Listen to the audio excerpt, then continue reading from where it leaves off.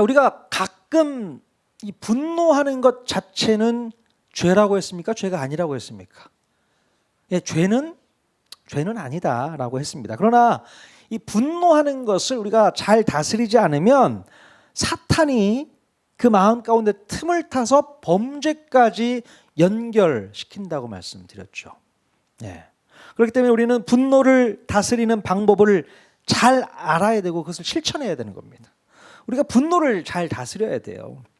자, 여러분들은 어떻게 분노를 다스리고 있습니까? 마음에 화가 나고 분한 감정이 생길 때 그냥 참고 말아요? 허벅지를 꼬집으면서 참습니까? 어떻게 해야 될까? 자, 분노의 감정은 억지로 누른다고 해서 사그러들지가 않습니다. 예, 사그러들지 않아요. 우리가 분노의 감정을 잘 다스리기 위해서는 우리의 생각을 바꿔야 됩니다. 생각을 바꿔야 돼요. 보통 우리 마음 가운데 분노의 감정이 무엇 때문에 생기게 되냐면 바로 상대방이 나를 공격하거나 또 피해를 끼쳤을 때나 내가 뭔가 억울함을 당했을 때에 그때에 분노심이 생기게 되죠. 그래서 상대방을 용서할 수 없기 때문에 분노를 다스릴 수 없을 때가 많습니다. 저만 그래요? 여러분도 그러시죠? 예, 막 화가 막 치밀어 올라. 용서할 수 없을 것 같아. 이때 이 분노가 너무나도 쉽지 않죠. 자, 그렇다면 우리가 누군가를 용서하게 된다면 분노하는 감정도 다스릴 수 있게 될 줄로 믿습니다. 용서가 쉬워야 돼요. 예. 자, 그런데 누군가를 용서한다는 것은 내 의지로 결코 되지가 않습니다. 어떻게 용서를 합니까? 쉽지 않죠. 그렇기 때문에 이 지점에서 바로 예수 그리스도의 십자가 보혈이 딱 등판되어야 되는 거예요. 예수 그리스도의 십자가 여기서 나타나야 되는 겁니다. 우리가 누군가를 용서할 수 없고 분노의 감정이 사그러들지 않을 때에 바로 나의 죄를 용서하기 위해서 고난을 당하시고 십자가를 지신 예수님을 생각해야 되는 것입니다. 예수님이 생각나야 돼요. 예수님께서는 십자가에서 피 흘리시면서 우리의 흉악하고 더러운 모든 죄를 용서해 주셨습니다. 믿으십니까? 예. 예수님의 용서가 아니었다면 우리는 영원히 죽고 망할 운명이었어요. 하지만 예수님의 용서로 인해서 다시금 사망에서 생명으로 옮겨졌고 영생을 누릴 수 있게 되었고 진정한 행복을 되찾을 수 있게 되었습니다. 이것처럼 대박 인생이 어디 있습니까? 예수님을 만나고 나니까 죽을 인생이 생명의 삶으로 바뀌었다는 거예요. 불행했던 인생이 행복한 인생으로 하나님께서 변화시켜 주었다는 겁니다. 예. 그러니 우리 그리스도인들은 예수님의 은혜를 이미 경험한 사람들이고 그 크신 은혜 때문에 누군가를 용서하지 않을 자격이 없음을 알아야 돼요. 이게 무슨 말인지 아시겠습니까? 용서하지 않을 자격이 없다. 그러니까 용서해야 된다 그 얘기죠. 예. 우리가 받은 은혜를 생각하고 우리가 받은 용서를 생각한다면 비록 우리에게 잘못을 저지르고 피해를 끼쳤어도 용서하지 못할 일이 없습니다. 또 어쩌면 내가 그 가해자의 입장에 설 수도 있다고 생각하면 또 용서하지 않을 수 없는 거죠. 우리는 늘 피해자라고 생각하잖아요. 나는 피해만 봐. 절대요, 여러분. 여러분도 가해자일 수 있어요. 생각지 못한 그때 여러분 가해할 수 있습니다. 뭐 흉기로 가해하는 게 아니라 말로, 언어로 상처를 줄 수 있단 말이죠. 아니 이게 무슨 상처가 돼? 사람마다 달라요. 케이스 바이 케이스. 별거 아닌 말에도 상처받는 사람도 있거든요. 그거는 누구 때문이에요? 우리가 가해를 했기 때문에 그런 것이죠. 그렇다면 우리가 가해자 입장일 수 있기 때문에 우리도 용서해야 하는 게 맞다라고 말씀드릴 수 있습니다. 자, 그래서 바로 이런 생각들을 우리가 스스로 할 수 있어야 돼요. 자, 그러면 어떤 사람이나 일로 인해 분노할 상황에서도 그 분노를 좀 다스릴 수 있지 않을까 생각이 드는 거죠. 야, 나도 그럴 수 있어. 용서해야지. 예, 용서해야지. 내가 받은 은혜, 내가 받은 용서, 내가 받은 배려, 내가 받은 혜택, 그런 것들을 생각한다면 내가 받은 상처, 내가 받은 손해, 내가 받은 고통, 내가 받은 억울함까지는 우리가 처리할 수 있게 될 줄로 믿습니다. 예, 그래야 돼요. 자, 그런데요, 우리의 분노 감정에는 또 다른 뉘앙스의 분노가 있음을 이제 우리가 알아야 됩니다. 아니, 분노가 다 똑같은 거 아닌가? 아니에요. 다른 것도 있습니다. 바로 하나님을 사랑하고 죄를 미워하기 때문에 생기는 분노도 있다. 예. 이런 분노가 일어났을 때 그 분노의 대상자는 누구일까요? 우리 마음 가운데 하나님을 사랑하고 또 하나님을 위해 일어나는 분노의 대상은 누굴까요? 사탄이죠. 사탄. 악한 마귀입니다. 우리가 분노해야 할 대상자는 어떤 사람이 아니라 악한 사탄의 정체라는 사실을 꼭 기억할 수 있길 바랍니다. 우리의 분노의 대상은 사람이 아니에요. 그 뒤에 배경에 숨어있는 사단이라는 것을 꼭 기억해야 됩니다. 자, 오늘 읽은 본문에서 보면요, 다윗의 어린 시절 이야기가 나옵니다. 다윗이 청소년 시기에 이스라엘 땅에 블레셋 족속이 쳐들어오게 됩니다. 자, 블레셋 군대는 40일 동안 기골이 장대한 골리앗 장수를 앞세워서 이스라엘 군대를 모욕하고 이스라엘의 하나님을 모욕하게 됩니다. 네. 하지만 이스라엘 땅에는 그들의 만행을 저지할 사람이 아무도 없었어요. 그때 당시 사울 왕조차도 블레셋 족속의 이 협박과 모욕과 만행을 막을 수가 없었습니다. 그 대단했던 사울 왕도 골리앗 장수가 앞에 나와서 막 욕을 하고 또 모욕을 하고 조롱을 하는데 아무 말도 할 수 없었던 거죠. 자, 그런데 아버지의 심부름으로 전쟁터를 찾아온 다윗, 이때 당시 다윗의 나이가 10대 소년 정도밖에 안 됐을 겁니다. 지금 예준이 정도 나이지 않았을까? 시원이?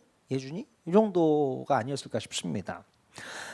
자, 이 전쟁터에 찾아온 다윗은요, 전장에서 벌어지는 그 이방인 골리앗의 만행을 보고서 참을 수 없는 분노를 느끼게 됩니다. 우리 말씀 한번 같이 읽어볼게요. 오늘 읽었던 17장 45절 말씀 같이 읽겠습니다. 시작. 다윗이 블레셋 사람에게 이르되 너는 칼과 창과 단창으로 내게 나아오거니와 나는 만군의 여호와의 이름 곧 내가 모욕하는 이스라엘 군대의 하나님의 이름으로 내게 나아가노라. 네, 다윗은 조금도 무서워하는 기색 없이 골리앗에게 하나님의 이름으로 나가서 내가 너 죽이겠어 라고 노를 바하게 됩니다. 예. 그 어린 다윗이 그런 마음이 생겼다는 거죠. 하나님을 위한 분노심이 생겼다는 거죠. 여러분, 다윗이 원래 이렇게 화를 잘 내는 사람이었을까요? 다윗이 원래 분노심이 좀 많아. 그런 아이였을까요? 어떻습니까? 그렇지가 않습니다.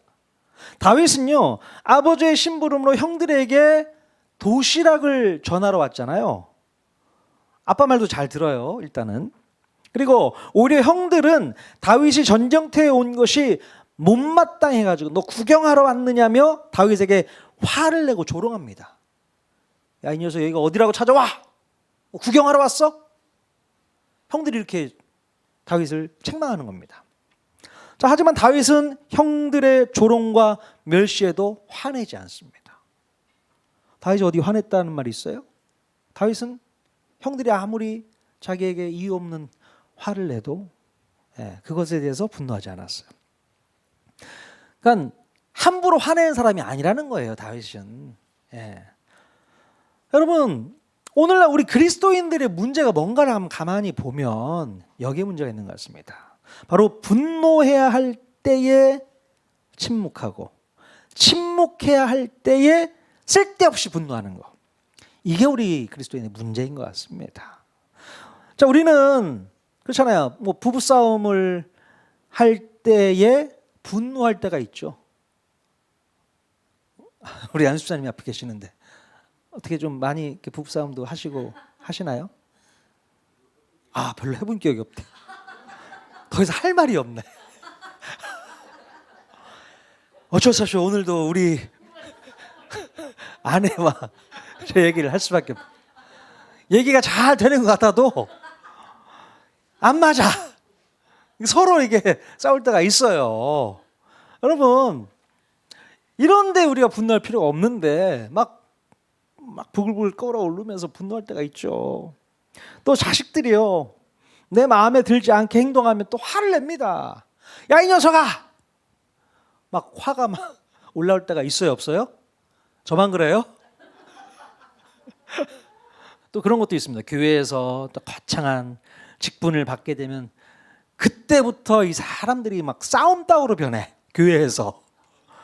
예, 그냥 싸워요. 자기 의견이 옳다 주장하면서 막 내 의견을 관철하기 위해서 싸웁니다. 그런 교회들이 많아요. 자, 아무것도 아닌 일에는 너무 쉽게 분노하면서 정작 그리스도인으로서 목소리를 내야 할 때는 점잔을 빼면서 입을 다물고 있을 때가 참 많이 있지 않나 싶습니다. 다윗의 형, 큰형 이름이 뭐예요? 엘리압이라는 형인데요. 엘리압을 보면 다윗에게는 엄청 노를 바라면서 꾸중을 하는 장면이 나옵니다. 도시락을 가져온 동생에게 뭐 교만하다느니 마음이 완악하다느니 하면서 분노합니다. 자, 28절 같이 한번 읽어볼까요? 같이 읽겠습니다. 시작. 큰형 엘리압이 다윗이 사람들에게 하는 말을 들은지라 그가 다윗에게 노를 바라여 이르되 내가 어찌하여 이리로 내려왔느냐 들에 있는 양들을 누구에게 맡겼느냐 나는 내 교만과 내 마음의 완악함을 아노니 내가 전쟁을 구경하러 왔도다. 네. 아니 정작 하나님의 이름을 욕보이는 군대, 그 블레셋 군대 앞에서는 찍소리도 못하면서 자기 동생한테는 왜 이렇게 험한 말을 합니까? 엘리압이. 그러니까 약자에게는 분노하고요, 강자 앞에서는 찍소리도 못해요. 이게 참 이렇습니다. 예? 그럼 진짜 분노해야 할 때는 언제이고 우리가 침묵해야 할 때는 언제인지 정확히 판단하면서 살아야 되는 거죠. 예, 야, 이때는 정말 분노해야 될 때야. 아니야, 이때는 내가 참아야 돼. 오히려 용서해야 돼. 이것을 여러분 분별할 수 있어야 될 줄로 믿습니다. 네, 정말 그래요. 그래서 우리 그리스도인들이라면 이 상황에서 내가 분노해야 돼. 또 어떤 상황에서는 아니야, 지금은 내가 멈춰야 돼. 자, 그거를 여러분 잘 분별하셔야 돼요. 이 분별이 안 되면 안 됩니다. 사단이 또 틈을 타요. 자, 여러분 사도 바울의 모습을 통해서 우리가 살펴볼 것이 있는데요. 바울은요, 예수 그리스도를 다메섹 도상에서 만나기 전까지 아주 분노에 차 있었던 사람이었어요. 그러니까 사울이었을 때, 나중에 이름이 바뀌잖아요. 사울이었을 때 이 사람은요, 예수님을 만나기 전에 어떤 사람이었냐면 분노심에 차 있었던 사람이죠.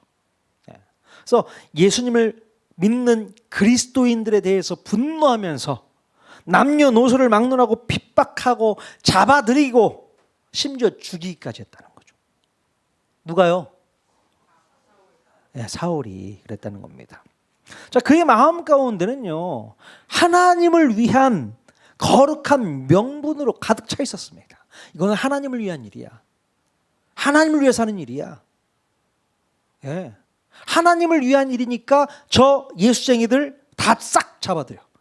다 죽여. 없애야 돼. 악의 무리들이야. 바울의 마음이 그런 마음이었어요. 그러니까 사울의 마음이.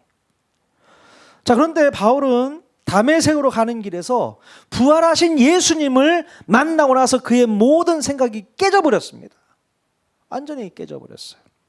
지금까지 대제사장 세력의 농간에 속아서 올바른 판단을 하지 못하고 그들의 하수인 노릇을 하면서 하나님을 위한다는 명분만으로 열심을 다했습니다. 바울이 그렇게 살았잖아요.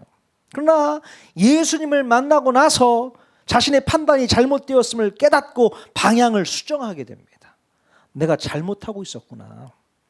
자신의 열심과 노력이 오히려 하나님의 일을 방해하는 장애물이 되었다는 것을 알게 된 것입니다. 야, 내가 하나님을 위해서 이렇게 열심을 냈는데 이거 잘못한 거네. 대단히 잘못한 거였네. 깨닫게 되고 회개하게 되죠. 그래서 나중에 바울이 뭐라고 고백을 하냐면 자기는 죄인 중에 괴수다라고까지 얘기를 합니다. 우리가 흔하게 그런 표현 안 쓰잖아요. 난 죄인 중에 괴수야. 이런 표현 안 쓰는데요. 바울은 그런 표현을 써서 자기 자신을 표현을 합니다. 내가 그만큼 악했어. 자, 바울은요, 부활하신 예수님을 만난 뒤로 이제 진정으로 열심내야 할 일을 분명하게 되찾게 됩니다. 자, 바울이 열심내었던 일이 무엇이었습니까? 지금까지 자기를 속였던 대제사장 세력들에 대해서 시위를 하면서 싸웠나요? 어떻습니까? 내가 이제 예수님을 만나고 나니까 이제 새로운 열심을 낼 수 있게 되었어. 그 열심은 바로 대제사장 세력들, 내가 너희들을 싹 제거해버리겠어. 그런 마음으로 시위하면서 싸웠어요? 할 만도 한데 전혀 그러지 않았어요. 또 유대 민족을 억압하고 핍박하고 탈취하는 로마 제국과 맞서서 싸웠습니까? 바울이 어땠습니까? 그럴 만도 한데 전혀 그런 데는 분노하지 않았던 것 같아요. 이 분노심이 강했던 바울은 대제사장 세력들이나 로마 제국을 상대로 싸우지 않았습니다. 그의 분노심은 복음 전파를 방해하는 악한 영적 세력들에게 초점이 맞춰졌다는 거죠. 예. 사도행전 17장에 가서 보면요, 바울이 그리스 아테네에 복음을 증거하러 선교여행을 갔었을 때에 도시에 우상들이 가득한 것을 보고 마음껏 어떤 마음이 들었냐면 대단히 그 마음이 격분하고 또 흥분되는 마음, 분한 마음이 생겨가지고 회당과 장터에서 사람들을 붙잡고 토론하고 또 뭔가 설득하면서 복음을 전했던 내용이 바로 그 말씀이 나옵니다. 그러니까 하나님이 계신데 저 우상들을 섬기면서 이것이 하나님이라고 믿고 있었던 그 사람들이 너무나도 안타까운 거죠. 분한 거예요. 그들을 생각할 때. 여러분, 온유하신 우리 예수님은 어떠셨을까요? 우리 예수님은 분노하셨던 적이 있을까요? 없을까요? 있어요? 예수님도 분노를 하셨다고요? 예. 자, 예루살렘에 예수님께서 그 성전 안에 들어오셨을 때에 성전 안에서 환전상들이 판을 치고 또 짐승 제물을 속여 파는 상인들을 향해서 분노하셨던 적이 있습니다. 그래서 그 환전상 테이블을 다 들어 엎어버리는 그런 일이 있었어요. 자, 하나님의 집을 강도의 소굴로 만들었다고 하시면서 상을 엎으시면서 분노하셨죠. 야, 예수님 화나시면 정말 무섭습니다. 상 다 뒤집어 엎어요. 얼마나 대단한 일입니까? 성전, 바로 예루살렘 성전에서 있을 수 없는 일이 예수님 때문에 일어난 거예요. 예.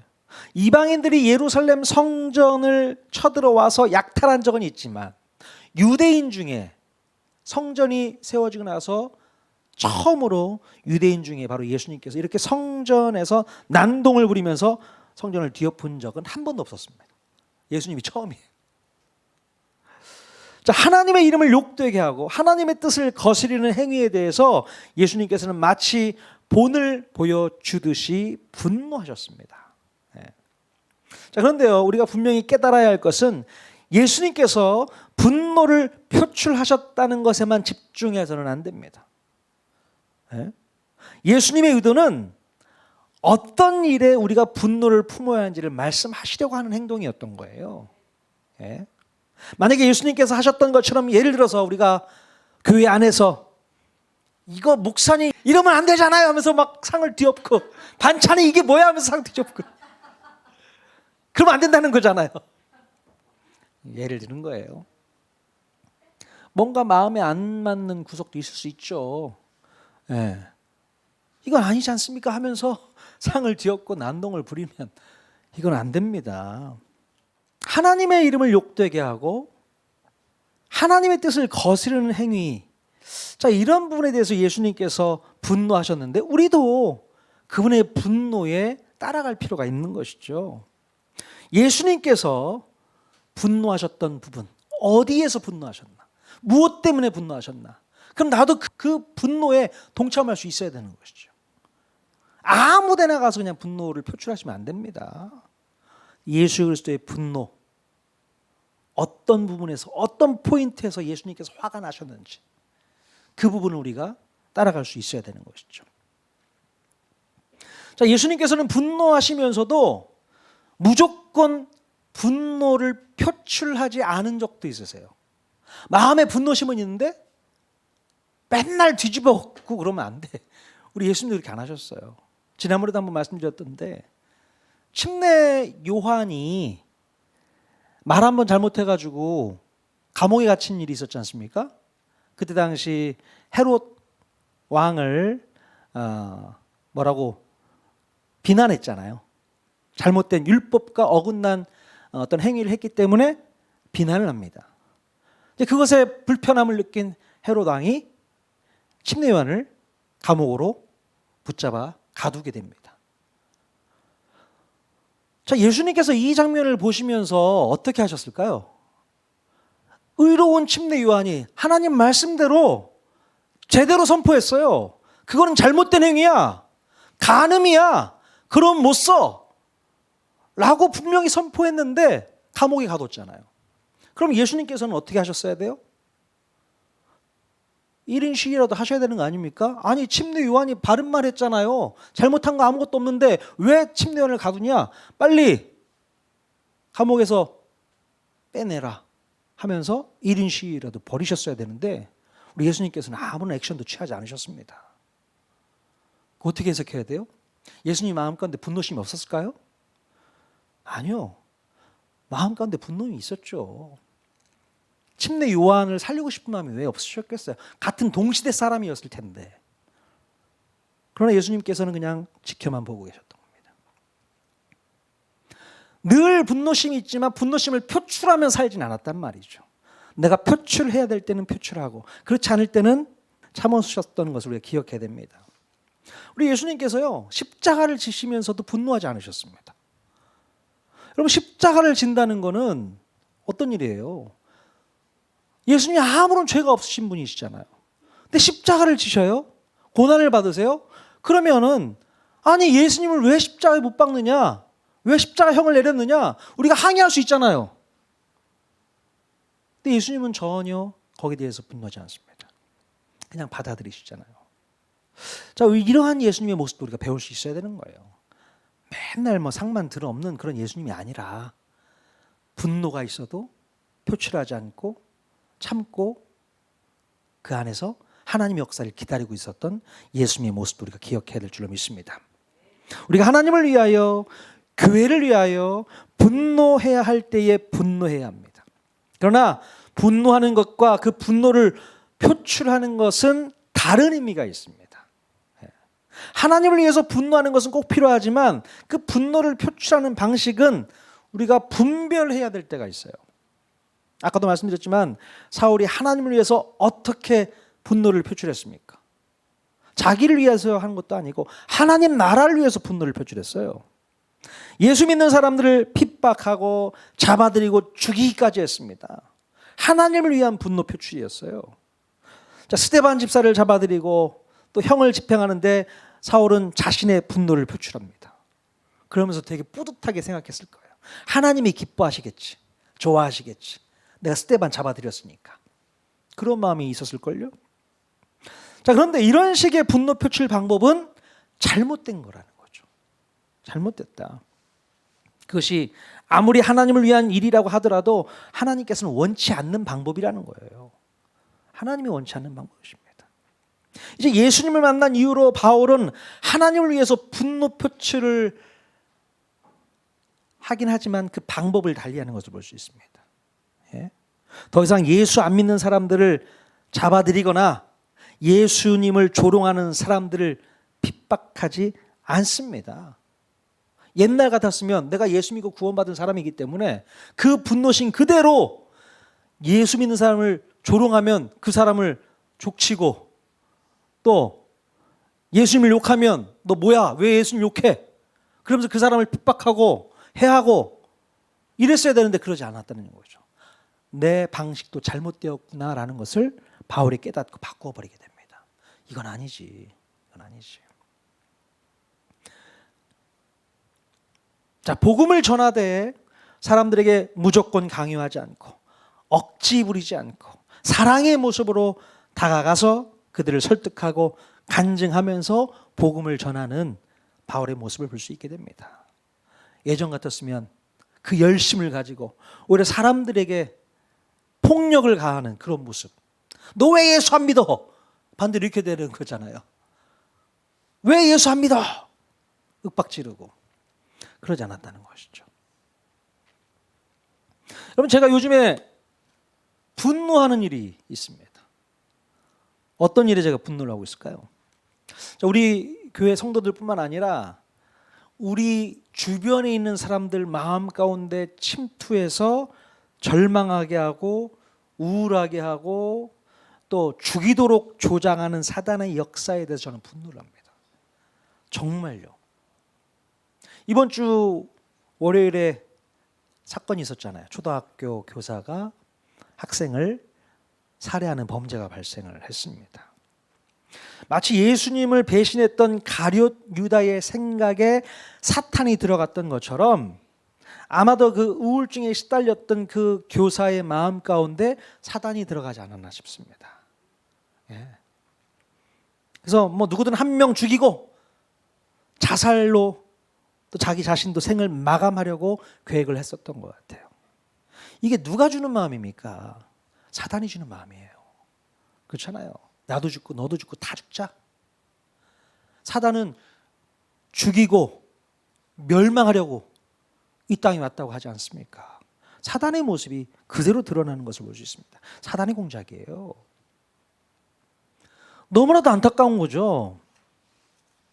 이 일로 인해서 또 다른 누군가가 안타까운 죽음을 맞이해야 되는 거지 않습니까? 우리 아이 하늘이라고 하던데 하늘이가 왜 죽어야 되는 거예요? 그 사탄의 역사가 또 한 영혼의 사람을 죽음으로 몰고 가잖아요. 그래서 이 끔찍한 사건을 보면서 이 모든 것들을 뒤에서 조장하고 있는 사단에 대해서 아주 분노심이 생겼어요. 네. 저는 우리 교회 성도들만큼은 이 사탄에게 절대로 빼앗기지 않겠다라는 마음으로 정말 기도하고 있습니다.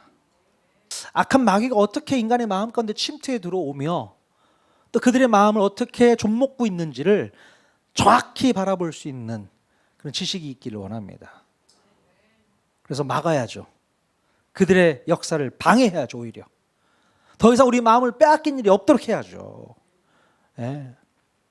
여러분 분노하십시오. 악한 마귀가 우리의 마음을 빼앗는 것에 대해서 여러분 분노하실 수 있기를 바랍니다. 뭘 분노하고 있는 거예요? 내 마음이 좀 빼앗기고 있는데 악한 마귀의 놀이터가 되고 있는데 이걸 분노해야 되는 거죠. 자, 다시 한번 말씀드린 내용을 정리해 보자면 우리가 분노하게 될 때에 이 분노의 원인이 무엇인지를 우리 먼저 분별해야 하는 것입니다. 무엇을 위한 분노인지를 정확히 파악해서 아무 일도 아닌 것에 대해서는 우리가 멈춰야 돼요. 쓸데없이 분노하지 마십시오. 그냥 웃으면서 넘어갈 수 있는 일이에요. 목숨 걸 필요가 없습니다. 화낼 필요 없으신 거예요. 그래, 내가 받은 은혜가 얼마나 큰데 이 정도는 그냥 웃으면 넘어갈 수 있어. 예, 멈출 수 있어야 됩니다. 자, 무엇을 위한 분노인지를 정확히 파악해서 아무 일도 아닌 일에는 멈춰야 된다. 사단에게 빌미를 제공해서 죄를 범하는 일은 절대로 있어서는 안 될 줄로 믿습니다. 사탄에게 빌미를 제공하지 마십시오. 우리 마음을 빼앗기시면 안 됩니다. 분노에 사로잡혀서 내가 오늘 일을 내고 말 거야 하면서 일 내지 마십시오. 사단에게 쓰임 받는 거예요. 반면에 우리가 예수님 때문에 또 복음 때문에 악한 영의 세력을 향해서 분노할 일은 반드시 분노해야 되는 것입니다. 그때는 분노하셔야죠.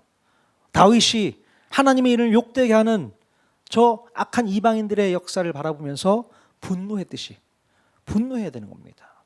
예수님께서 예루살렘 성전이 더럽혀지는 것을 분노했던 것처럼 분노해야 되는 겁니다.